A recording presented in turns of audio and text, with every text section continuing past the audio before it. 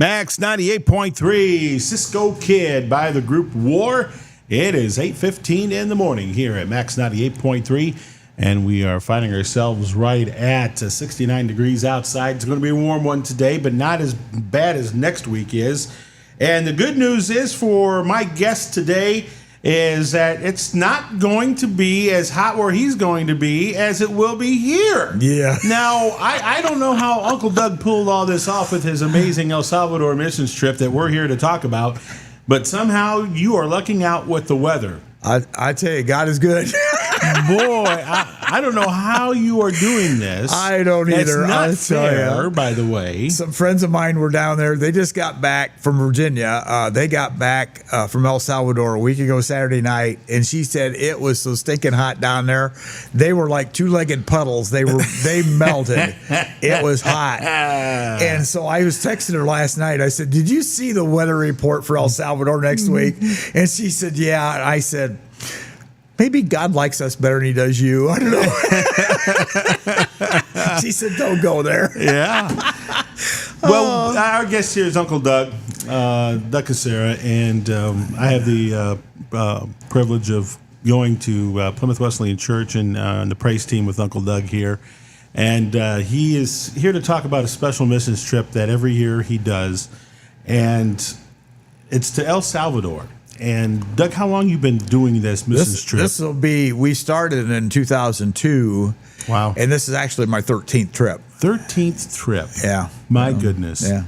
And it's always something you look forward to, isn't it? Oh, it's great. It's a great week away, and you get down there, and I go down there and I hug half the country, so it's like and so it's just kind of like, yeah, okay, this is just pretty neat, and I just I'm still amazed that a schmuck like me gets to do this kind of stuff. It's just kind of like there's a lot more people at church that got a lot more brain power and talent than I got, but that doesn't matter.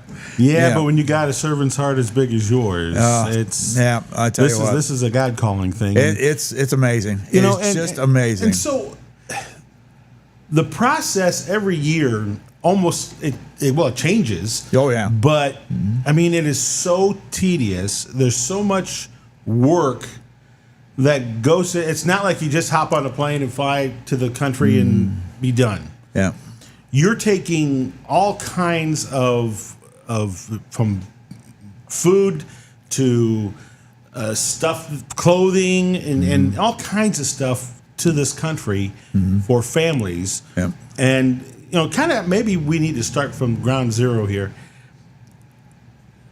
El Salvador itself. Give us a little bit of background of it and the financial scenarios. It's about the square area, about the size of Massachusetts. Okay. But it's a population of about 6 million, about the same size as Indiana population-wise. But it's a small country. It's right underneath Honduras. And so a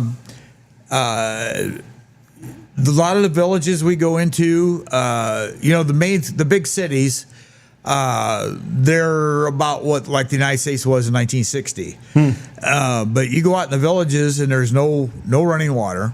There's very little electricity, and if you do, it's kind of like, oh my! You look at that and you wonder how somebody doesn't get electrocuted every 10 minutes. But and there's hardly any jobs out there at all. I mean, when I first started going, the sugarcane workers were making $5 a day.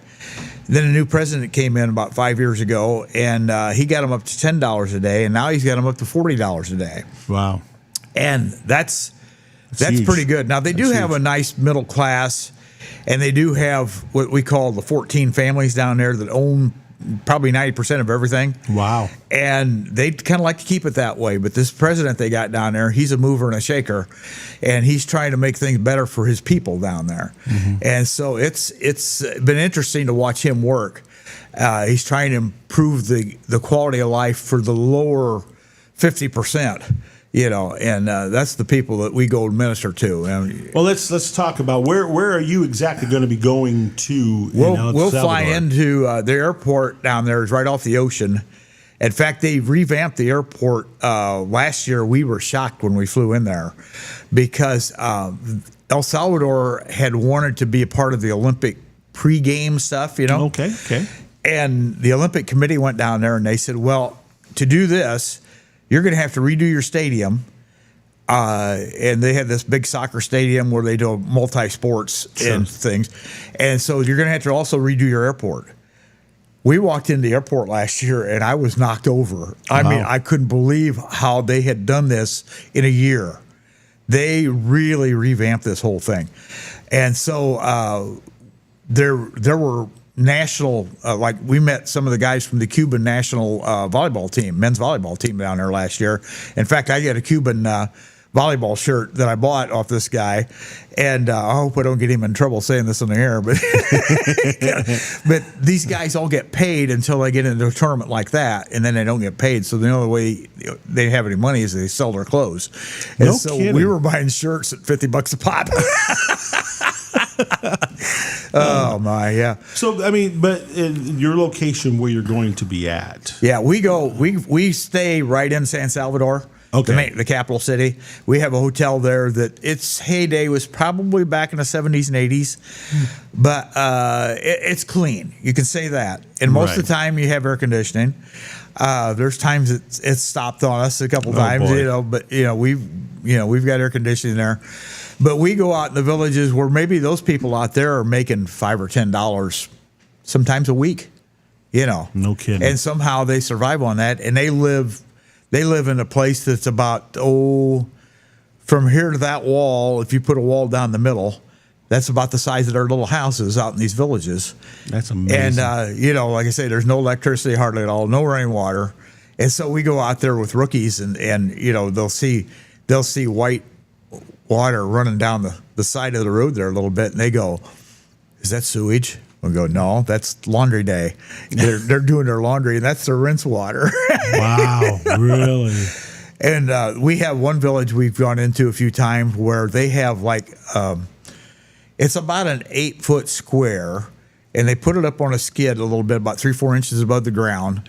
It's got a roof over it, and it's closed. The sides are all closed, and they rigged it up so you can walk in there, but people walk in there one at a time, and there's a big tub in there, like a horse trough, and they have a way to pump water into that.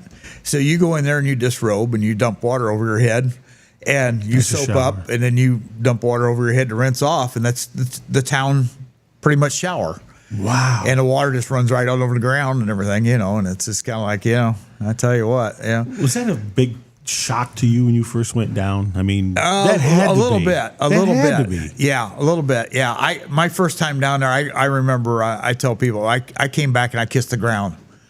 Yeah. Yeah, but and I had been in Mexico in 2000. Went down with a group in Tijuana, and we built a house in 2 days down there with Amor Ministries, and we had a bunch of our Plymouth girls down there and a couple guys, and we built a house. There were 35 of us all together, and we built a house in 2 days for these people. And that doesn't sound like much, but it was 11 by 22, but that was better than what they had. Right. And so, but Mexico didn't do anything for me. But I tell you what, I'll be honest with you. When my first time to El Salvador, I came home and I cried for a week.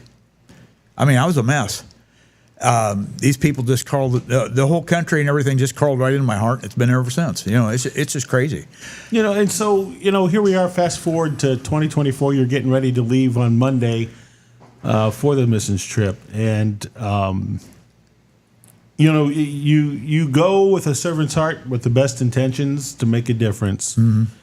And the only thing, when you come back and you tell us your wonderful stories and experiences, it's like the only thing missing on your head is a crown, because they absolutely adore I'll tell you guys when you come in. I've had people. We go to this market. They're trying to rebuild this market down there. They had a big market where a lot of vendors set up inside there, and it had a fire back a few years ago, and they're trying to rebuild the thing now. But they've set up everybody outside, and we walk down through there, and I've run into people there that are tied to the churches that we go minister at.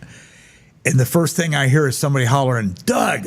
It's kind of like, holy cow, who knows me down here? El Salvador. It is so funny. It is so funny. But, I tell you, I have some dear friends down there that, over the years we met.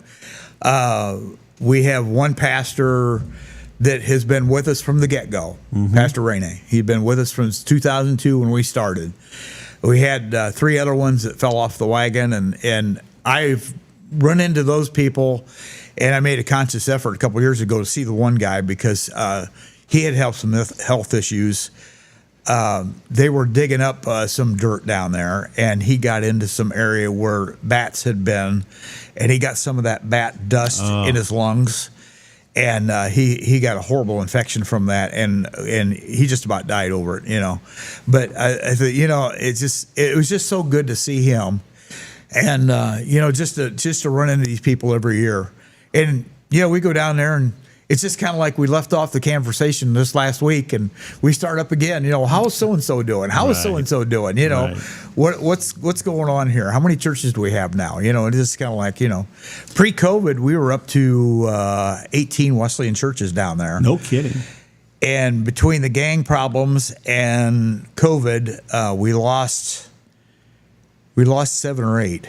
Did you really? And we were down to about 10, and I'm not sure what the number is now. I can't tell you that right now.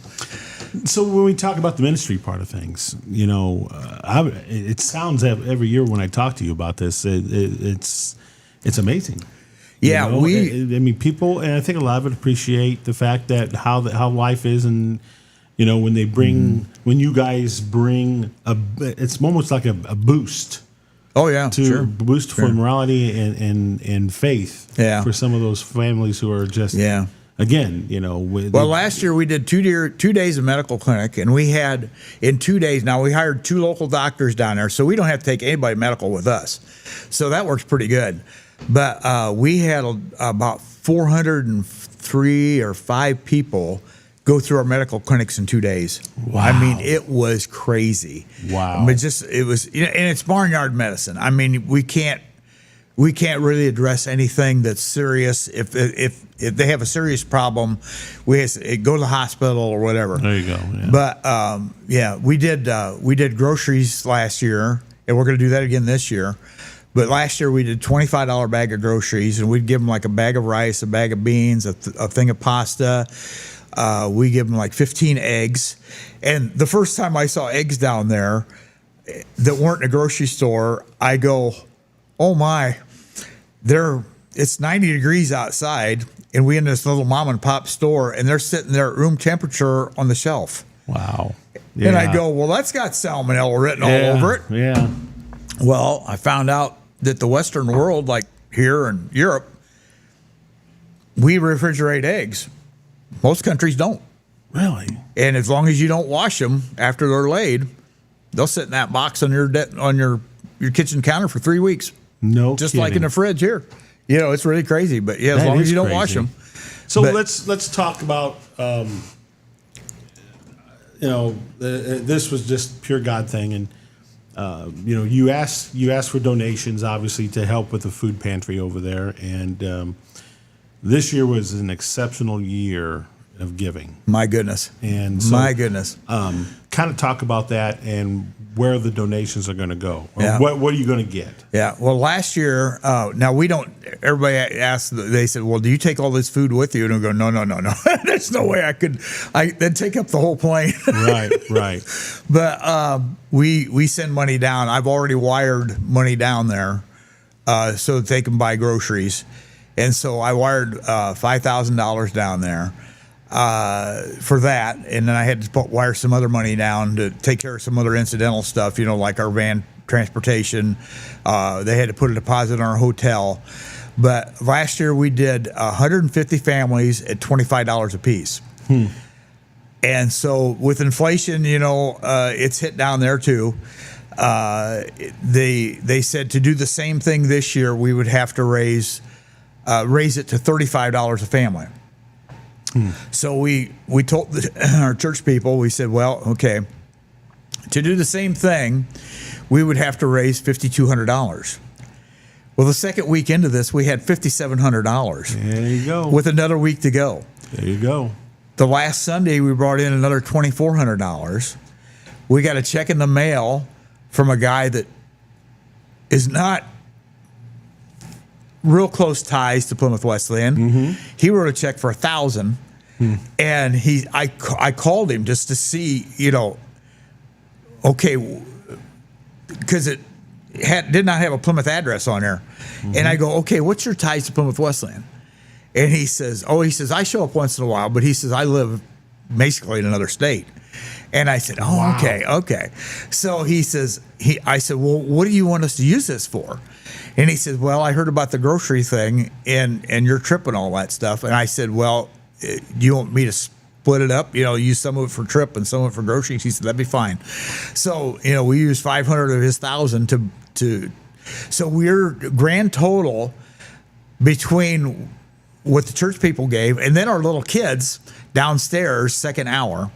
Danielle, she's our children's pastor. She put a challenge out. Oh, I have to have a pie in the face Sunday morning too, by the way. On stage, let's hope. No, downstairs. No, downstairs. Okay. Downstairs. If you want to see that, you got to come downstairs. Okay. But so she put a challenge out. Whichever group won would get to hit her in the face with a pie. And I said, well, you know what? This means so much to me. I'll take one for the team. So we're both going to get a pie in the face. But I told her, I said, please get Cool Whip. Because you don't want whipped cream. No. That gets shoved up your nostrils and you smell it for 2 days. That's It's right. nasty stuff. I've done that before. But our little kids downstairs raised $200. How about that? And I said, oh my gosh. And one little guy, I tell you what, little Luke brought in his Easter money, $21 of Easter money. And then last Sunday, he brings in his Tooth Fairy money. So the little stinkers. So these little kids have really got into this. And I said, I told them a couple weeks ago, I said, how many of you kids have been to McDonald's? And 99% of them raised their hand. And I said, the average kid in El Salvador doesn't get to go to McDonald's? Because mom and dad don't have that kind of money. When you're making $50 a week. That's right. You ain't got money for McDonald's. Mm-hmm. You cook your meals outside on a little grate thing, and you pray that it doesn't rain while you're trying to cook supper. Right. Yeah. Absolutely. But my gosh, I tell you what, yeah. But you ended up raising about $9,500. Yeah, $9,500. Yeah, double what you've ever done. Oh my gosh, yeah, almost. Yeah, oh my, almost doubled everything you've done. Yeah, double what we were asking for. Yeah. I mean, that was just crazy. Well, it was a God thing. And, and like I said, getting a chance to sing with you up on stage on the worship team, besides everybody loving Uncle Doug, you're just a great ambassador for the human race because you got such a huge servant's heart. And not only does it show at church, it shows when you're doing a missions trip, going into unfamiliar country. Is I say unfamiliar every year because you don't know what the politics are happening within that time. Yeah. So things change. I'll tell you though, the people down there feel safer now in the last few years than they have in the last 50 years. Thank God. Because the president down there, a lot of the other administrations down there tried to work out with the gangs and negotiate with the gangs and all this stuff. This new president came in and he says, this is bull crap. He said, we're not doing this anymore. He said, we're going to kick doors down and we're going to throw them all in jail. So he's got like 76,000 of them in jail. How about that? And the political climate down there has settled down so much. People down there feel safer than they have in decades. Well, and he's doing this when he's facing gang-related issues in Honduras. Honduras is like, it's horrible. It's nuts over there. Yeah, it's crazy nuts. In all the rest of those countries in Central America and into Mexico. Mexico, the cartel runs Mexico. Yeah. I mean, it's crazy. And you go into parts of Mexico and you just better not say a whole heck of a lot. You just do your business and get out because you may not come out alive. Yeah. And I tell you what, but El Salvador, I have never been afraid. At one time, I'm riding in the back of a pickup truck, and I didn't see him do it, but I heard it.